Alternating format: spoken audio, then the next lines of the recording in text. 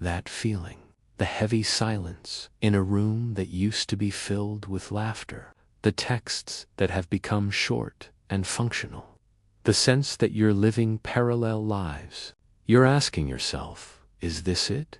Is this how it ends? If that hits home, please know this: you are not alone, and it is not hopeless. A broken relationship can be fixed, but it requires moving from blame to understanding.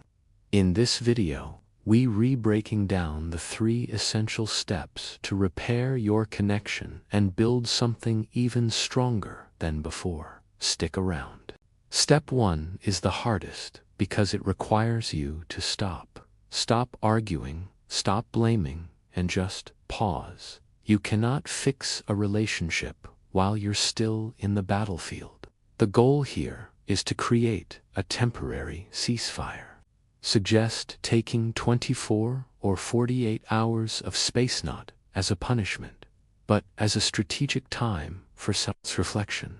In this time, your job is to ask yourself the tough questions with radical honesty. What is my part in this dynamic? What need of mine isn't being met? Am I communicating it clearly? What is this conflict really about underneath the surface? This isn't about finding fault in yourself. It's about finding agency. You can only change your half of the dance.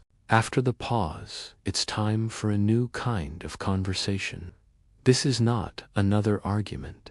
This is a structured state of the union talk. Scuttle it. Don't ambush your partner. And when you begin, you lead with vulnerability, not accusation. Use "I feel" statements. Instead of "you never listen to me," try "I feel hurt and unimportant when I try to share my day and I sense distraction." See the difference? One attacks, the other exposes a wound. Your goal here is not to win, but to understand and be understood. The most powerful tool here is validation. You don't have to agree with your partner to validate their feeling. You can say, "I can understand why you felt ignored when I worked late every day this week. That makes sense." Validation is magic. It de-escalates conflict instantly because it makes your partner feel heard. Understanding each other is the foundation, but step 3 is about actively rebuilding the house. This happens through consistent, small actions that rebuild trust and create new connection. Trust is built in the smallest moments. It's following through on a promise to take out the trash. It's putting your phone down when they walk in the room. Reintroduce rituals of connection.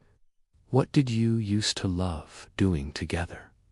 Was it a Saturday morning coffee, a weekly hike? Do that again. Intentionally. If you can, establish new ones. Maybe it's a phone-free dinner rule or a 10-minute check-in every evening. These rituals become the glue. And finally, know when to get help.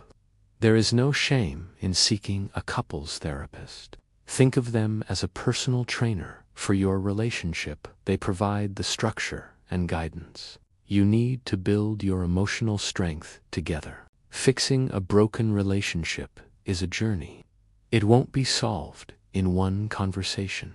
There will be good days and bad days. But if you can master the pause, learn a new way to communicate, and diligently rebuild, you can not only repair the damage, but discover a deeper level of intimacy you did unknow was possible. Your relationship isn't broken because you're broken. It's broken because the patterns are broken, and patterns can be changed. If this video helped you, please give it a thumbs up. It really supports this channel. Which step do you think is the most challenging for you? Let me know in the comments below.